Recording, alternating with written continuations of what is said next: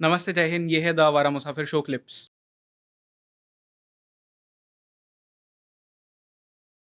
Sir कभी jail आप गए हो और रिसर्च के लिए, इन्वेस्टिगेशन के लिए? कई बार। वहाँ का क्या एक्सपीरियंस होता है? मेरा मतलब जब लोगों से अंडरवर्ल्ड डॉन्स वगैरह से या क्रिमिनल से मिलने जाते हैं तो हम दो फॉर्मेट में मोस्टली जाते हैं। एक तो ये होता है कि आप लीगली बाकायदा पेपर वर्क करके और जा रहे हैं, मिल रहे हैं, वो उनको भी मालूम होता है, परमिशंस ले करके करते हैं उसमें, लेकिन बहुत ज़्यादा कुछ ऐसा मटेरियल निकल के आता नहीं है। लेकिन जब हम इलीगली इन लोगों से मिलने जाते हैं तो वो उनकी विलिंगनेस से जाते हैं। इलीगली कैसे जाते हैं जेल के अंदर? बहुत तरीके हैं। कुछ बताइए। उनके लोग ही खुद आपको लेके जाते हैं अच्छा। और उनकी पूरी सेटिंग होती है जेल में। पूरा नीचे से ऊपर तक पैसा बांटा जाता है। तो आपको वो बताएंगे कि आप इतने बजे यहाँ पर पहुँच जाना, जेल के फलानी जगह पे, या फलानी होटल पे पहुँच जाना, या फलानी रेस्टोरेंट पे जा कर के और वहाँ पे पूछ लेना कि फलाना वेटर कौन है। फिर आप उससे बोलना कि एक चाय ला दो और वहीं बैठ जाना, आपको जो भी खाना पीना है, और उसको बोल देना कि हम उससे मिलना है। उसके पास ऑलरेडी मैसेज होगा। फिर वो जाएगा अपने उस बंदे के पास में जो जेल के अंदर का कोऑर्डिनेटर है। वो कोऑर्डिनेटर आएगा बाहर, आपको देख लेगा, परख लेगा। इस बीच में आपका हो सकता है वो आधा घंटा, 1 घंटा, 15 मिनट, 2 घंटा निकाल दें, ताकि आपके दाएं बाएं आसपास कोई खुफिया मामला जमा हो, कोई आप स्टिंग करने की कोशिश में लगे हों, कुछ हो, तो वो इरिडिकेट किया जा सके, रोकथाम की जा सके। फिर वो बंदा आपको जेल के किसी एक दरवाजे से अंदर ले करके जाएगा और जिस सेल में या जिस जगह पे उस बंदे से मिलने की व्यवस्था करनी है वो कर दी जाएगी। एक बार आर्थर रोड जेल में मैं एक बहुत बड़े शूटर से मिल करके आया, डी कंपनी के। पूरे दिन बैठा था नाम उसके बता सकते साथ। हो? नाम बताना उचित नहीं ओके। समझूंगा, क्योंकि उसके कारण ये हो जाएगा कि उस वक्त के जो जेल ऑफिशियल्स हैं, ये सब वो सब हैं, उनके लिए थोड़ी परेशानियां खड़ी हो जाएंगी, आज भी हो सकती हैं। वो लोग बहुत सीनियर पोजीशंस पे जा पहुंचे हैं, तो असल में उन लोगों की बिना रजामंदी और सहमति के वो काम नहीं होते हैं। अपराध पत्रकारिता और इन्वेस्टिगेटिव जर्नलिज्म की पहली शर्त ये होती है कि आप उतने राज हमेशा राज बनाए रखते हैं जिससे कि आपके जो सोर्सेस हैं, आपके कॉन्टेक्ट्स हैं, आपके खबरी हैं, उनको आहित नहीं हो। उसके बाद जितनी भी खबर होती है वो खबर होती है। तो वो हमें ताउम्र पूरी ज़िंदगी उसको उसका पालन करना चाहिए और पालन करना होता है। ये थंब रूल है। तो मैं इस वजह से आपको नाम नहीं बता रहा हूँ। तो फिर मुलाकात हुई बहुत अच्छे तरीके से। इस बीच में सीनियर ऑफिसर की रूटीन नहीं, सॉरी, उस दिन वो सडन उस पे आ गए, चेकिंग पे आ गए। तो उसने सुप्रिटेंडेंट जूनियर जो था, डिप्टी जो आया था, तो उसको डांट के भगा दिया। बोले देखता नहीं है हम लोग बात कर रहे हैं। इस गैंगस्टर ने? हाँ, वो बोल साहब को कि उधर उधर करके निकलने का। तो बोले अरे वो, बोले कोई भी होंगे, इधर नहीं लेके आ, उनको उधर उधर करके लेके जा। और वो हुआ। मैं शाम को, मतलब जेल का जो मेन गेट लॉक होता है, तब तक मैं अंदर बैठा, बातें की। वहाँ बात हुई मेरी उनसे और बहुत अच्छे तरीके से वो सब हुई। महाराष्ट्र में तो नहीं, मध्य प्रदेश में एक जेल के जो सुप्रिटेंडेंट थे उनसे मेरी अभिन्न मित्रता थी। अब शहर का नाम मत पूछिएगा। तो एक दिन मैंने उनसे कहा कि यार मुझे ना जेल में रहना है। तो बोला हाँ क्या प्रॉब्लम है, आओ रहो, बी माई गेस्ट, बंगला अंदर ही है। दोनों यार बैठेंगे आराम से, 2-2 पैग भी लगाएंगे और बढ़िया तुमको खाने वाने खिलवाऊंगा। तो मैंने कहा वैसे नहीं यार, मुझे प्रिजनर के रूप में रहना है। बोले यार वो अजीब बात करते हैं, ऐसा थोड़ी होता है। मैंने कहा क्या है, दिन भर के 10-20 तो आते जाते हैं, मुझे भी उनके साथ में पेल देना अंदर। तो बोले नहीं नहीं यार, वक्त तो वो होती है, और बाय द वे कभी सडन चेकिंग वेकिंग आ जाती है, मुश्किल हो जाएगी, और साला तुम्हारा रिकॉर्ड नहीं मिलेगा। मैंने कहा एक पेपर फर्जी बना करके रख लेना आप फाइल में कि मैं ट्रांजिट पे हूँ और यहाँ पे 2-4 दिन के लिए रहूँगा। तो बहुत मनाने पटाने पे वो मान गया। अब वो मान तो गया, मुश्किल ये हो गई कि अंदर पहुंचा तो वहाँ पे एक पुराना चावल जो है पहले से मौजूद था, जो मुझे जानता था अच्छे से, मेरी खबरें पढ़ा करता था, मेरा बड़ा शैदाई था, बड़ा फ़ैन था वो। वो जाते से ही वो तो गले लिपट लिया। अरे भाईजान आप आ गए, बड़े भाई आप आ गए, दद्दा आप आ गए, ये वो। मैंने कहा क्या बेवकूफ़ी है यार। मैं बोला नहीं नहीं अभी कुछ नहीं, भाई के लिए तेल लेकर के आओ, इनका मालिश करो, ये करो वो करो। मैंने कहा पागल है क्या, मैं इधर ही सब। बोले सब देखने करने का एक तरफ। बोले आप जज साहब के बेटे हो, आप जेल वेल ऐसे नहीं आ सकते।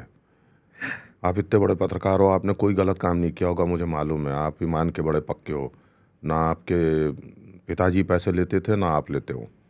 मैंने 10 बार आपको बोला है कि मेरे से क्या मदद चाहिए, लो पैसा ले लो, ये ले लो, आपने कभी नहीं लिया। आपने मेरी चाय तक नहीं पी। मैंने कहा चाय तो मैं वैसे भी नहीं पीता, तो पीऊँ कैसे? बोले हाँ मेरी दारू भी नहीं पी। मैंने कहा हाँ वो नहीं पीता मैं। तो बातें ऐसी हुई। वो 5-7 दिन में रहा वहाँ। तो काहे का मैं प्रिजनर हूँ, वहाँ तो मैं बादशाह हो गया था। अतिथि देवो भव चल रहा है। इधर मुंडी घुमाओ तो आदमी तैयार खड़ा, उधर मुंडी घुमाओ तो आदमी तैयार खड़ा। आपको लाइन में लगना नहीं, खाना आपके सामने आ रहा है, आप आराम से बैठे हुए हैं। लेकिन हाँ ये ज़रूर हुआ कि जेल के अंदर की जो मिजरी होती है वो आंखों से सत्य रूप में देखने का मौका मिला। नए कैदी आते हैं तो उनके साथ क्या होता है, कैसे होता है। नया जो अगर कोई बलात्कारी आ जाता है, बलात्कार के आरोप का कोई भी आरोपी, वो वाकई हो या नहीं हो, अंदर आने पे उसकी वो कुटाई मरम्मत होती है जिसका हिसाब नहीं। क्योंकि मतलब जो चोर और क्रिमिनल्स होते हैं, हत्यारे होते हैं, वो बलात्कार को सबसे बुरा अपराध मानते हैं। अच्छा, उनके अंदर भी वो हाँ बलात्कार को हाँ, मतलब सबसे खराब देश मानते की हैं। हर जेल में है।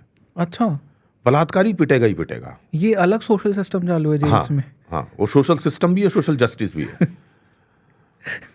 आप बलात्कारी हैं तो पिटोगे, और आप स्कैमस्टर हैं तो आप हफ्ता दोगे। अच्छा, हाँ ये 2 रूल जो हैं जेल के थंब रूल हैं। ओके। मैं डॉन हूँ तो मैं साला तेरे को पीटूंगा, तेरे से पैसा वसूलूंगा। तो जेल के अंदर की जो मेरी व्यवस्थाएं हैं वो चलाने के लिए पैसे तू देगा। और वो जो बलात्कारी है उसके बाद वो कैसे काम करेगा?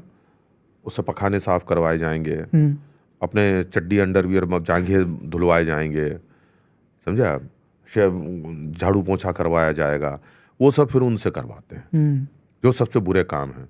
उनको सबसे बुरी मतलब वो, और सबसे जो खराब जगह होती है सोने की, वो हमेशा बैरक का पैखाना होता है, टॉयलेट होता है, उसके पास में उनको सुलाते हैं कि बदबू वदबू मारते रहते हैं। और हर दूसरा आदमी आते जाते साला उसको कुचल के ही जाता है पाँव डालते हुए उसके। तो ये सब चीज़ें जेल में चलती हैं। अंदर बहुत सारे वेलफेयर एक्टिविटीज़ भी होती हैं, लेकिन वो सब अमूमन दिखाने की बातें हैं। थोड़ा सा इसको आप और एक्सपैंड करिए, क्योंकि 99% लोग तो जेल कभी गए नहीं है, सिर्फ बाहर से ही देखा होगा जिसने भी देखा होगा। अंदर जाने के बाद में क्या होता है, किस तरह क्या नज़रिया होता है वो, इसे आप थोड़ा पेंट कर दीजिए लोगों के लिए, सो दैट दे अंडरस्टैंड कि जेल ये होती है। जेल को मैं एक लाइन में डिफाइन करूं तो वो ये है कि यदि दुनिया में कहीं स्वर्ग है तो कश्मीर में है, और यदि दुनिया में कहीं धरातल पे नरक है तो वो इस देश की जेल है या इस दुनिया की जेल है। क्यों ऐसा? क्योंकि वहाँ आप जब जाते हैं ना तो वो ऑल टुगेदर पूरा नई दुनिया है, एक अलग ही दुनिया है। आपकी आज़ादी नहीं छिनती है, आपका सर्वस्व छिनता है वहाँ पे। वहाँ जेल अथॉरिटीज़ जो हैं वो सुप्रीम है, और उनसे सुप्रीम वहाँ का सबसे बड़ा डॉन या गुंडा है जो अंदर रह रहा है, वो कंट्रोल करता है जेल। जेल कभी भी कोई जेलर सुप्रिटेंडेंट या जेल अथॉरिटीज़ नहीं करती हैं। अच्छा, बहुत ही रेयरली ऐसे जेल ऑफिशियल्स आए हैं जो जेल कंट्रोल कर पाते हैं। जैसे एक नाम लूँगा मैं, किरण बेदी। उन्होंने तिहाड़ जेल को कंट्रोल भी किया था। उन्होंने जो अच्छे काम किए उससे मैक्से से मिला वो अलग होता है, लेकिन उन्होंने कंट्रोल किया था। हमारे यहाँ जैसे आर्थर रोड जेल में स्वाति साठे आई थी, उन्होंने कंट्रोल किया था। वो लड़ भिड़ी थी, वो कोई भी हाँ हो गए दाऊद के लोग, तुम दाऊद की जेल होगी, मैं अपने यहाँ पे ये सब नहीं चलने दूंगी। बहुत मतलब वो ये क्रिमिनल्स भी उनसे बड़े खवा हुए थे कि हमारे भत्ते रोक दिया, हमारा ये रोक दिया, हमारा पैसा रोक दिया, हमारा चिकन मटन हलवा बादाम दूध रोक दिया, अंडे रोक दिए, बहुत पंगे हुए, नशा रोक दिया उनका, सिगरेटें बंद। तो उसके कारण बड़ा वो होता है, लेकिन ऐसे बहुत रेयरली लोग होते हैं। आपको बामुश्किल 1 लाख में कोई एक आध ऐसा अफसर मिलेगा जो कि जेल कंट्रोल कर लेता है, बाकी सब जगहों पे अंडरवर्ल्ड ही कंट्रोल करता है। जैसे देवरिया जेल थी, उसको जब इसे अतीक अहमद को वहाँ भेजा तो वो जेल वो कंट्रोल कर रहा था। अब होता क्या है कि जब कोई भी व्यक्ति पहली दफ़ा जेल जाता है तो जेल जाने के साथ में उसके कुछ ज़रूरी दस्तावेज़ अंदर दिए जाते हैं। तो दस्तावेज़ जो हैं वो खिड़की से वहाँ अंदर दे दिए जाते हैं, उनको बाहर बैठा करके रखा जाता है। हथकड़ी बेड़ी लगी है तो ठीक, नहीं है तो संतरी वंतरी रखते हैं और उनको एक एक नाम पुकार पुकार करके और उनको फिर जेल का जो पहला गेट होता है, जो कि अमूमन 20-30-40 फुट ऊंचा दिखाई देता है आपको, जो उसमें एक छोटी सी विंडो जैसा एक छोटा डोर होता है, जिसमें अमूमन ऐसा होता है कि आप बिना सिर झुकाए अंदर नहीं घुस सकते हैं। तो आप उससे अंदर जाते हैं जब तो अंदर बैठा लिया जाता है उनको लाइन से और फिर उसके बाद में उनकी गिनती नफरी होती है, फिर उनके नाम वाम सब पुकारे जाते हैं, उनके डेटा चेक किया जाता है। हाँ भाई, तेरा नाम क्या, बाप का नाम क्या, सरनेम ये, उम्र इतनी, ये इतनी, ये एड्रेस ऐसा, ये सारी चीज़। वो कंप्लीशन हो जाने के बाद में उनके थंब प्रिंट्स ये वो सब लिए जाते हैं और उसके बाद में जो है उनको आफ्टर में रखा जाता है। आफ्टर हम उसको बोलते हैं जहाँ पर नया आया कैदी जो है 1-2 दिन 3 दिन तक रहेगा। उसके बाद में उसकी बैरक जो है वो अलॉट की जाती है। तो ये देखा जाता है कि कौन सा कैदी किस जुर्म में आया है। अगर वाइट कॉलर क्रिमिनल है तो उनके लिए अलग बैरक होती है।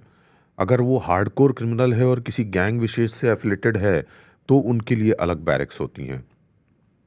पॉलिटिकल प्रिजनर हैं तो उनके लिए अलग बैरक्स होती हैं। ये चोर चमार चिंदी हरकतें करने वाले जो लोग हैं उनके लिए या तो अलग बैरक होती है या जो क्रिमिनल्स हैं, हार्डकोर क्रिमिनल्स, उनके साथ में रखते हैं। अगर टेररिज्म से रिलेटेड लोग हैं तो उनको अलग जगह रखा जाता है। इसके अलावा जो है ये सामान्य जो बैरक होती हैं, इनके अलावा वहाँ पर हाई सिक्योरिटी बैरक्स होती हैं, जैसे कि हमारे यहाँ आर्थर रोड जेल में अंडा सेल है। अंडा सेल इसलिए बोलते हैं क्योंकि बेसिकली वो गोलाकार है, इसलिए यहाँ की कॉमन लैंग्वेज में, यहाँ के अंडरवर्ल्ड की लैंग्वेज में उसको अंडा सेल बोलने लग गया, तो वो अंडा सेल सब जगह चालू हो गया। तो वो ऐसा है कि उसमें पूरी चारों तरफ से ऐसे गोल है और गोलाई में ही उसके सारे कमरे अंदर बने हुए हैं। बीच में उसमें एक छेद है, जैसे डूनट में होता है या आपके साउथ इंडियन वड़े में होता है एक छेद, उस तरीके से वो बेसिकली वहाँ से थोड़ी रोशनी जा सकती है। रोशनी भी ऊपर जो है बहुत छोटा सा एक रोशनदान होता है जो कि बमुश्किल 8 इंच 10 इंच का होता होगा और उससे जितनी रोशनी आ सकती है वो आती है, क्योंकि जो बाहरी जो सलाखों वाला हिस्सा है उसके आगे तो बड़ी ऊंची वॉल होती है, तो उससे जितनी रोशनी आनी है वो थोड़ी बहुत ही इनसे आती है। तो ये हाई सिक्योरिटी होता है। ऐसे ही लेकिन कुछ तन्हाई बैरक्स भी अलग होती हैं जो सिंगल लोगों को रखने के लिए भी होती हैं, वो तन्हाई बैरक्स भी कहलाती हैं। तो इस तरह से अलग अलग तरह की होती हैं, उनमें अलग अलग लोगों को भेजा जाता है।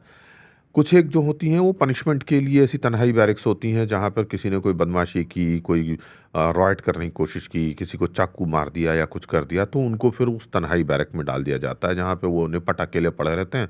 सिर्फ उनको एक बार चाय सुबह पहुँच जाएगी, दोपहर का खाना पहुँच जाएगा, शाम का नाश्ता, रात का खाना, ये सब वहीं पहुँचता रहेगा उनके लिए। और ये कैदी वैदी जो होते हैं उन्हीं में से छोटे मोटों से ये लोग काम करवाते हैं, जो जेल प्रहरी होते हैं वो।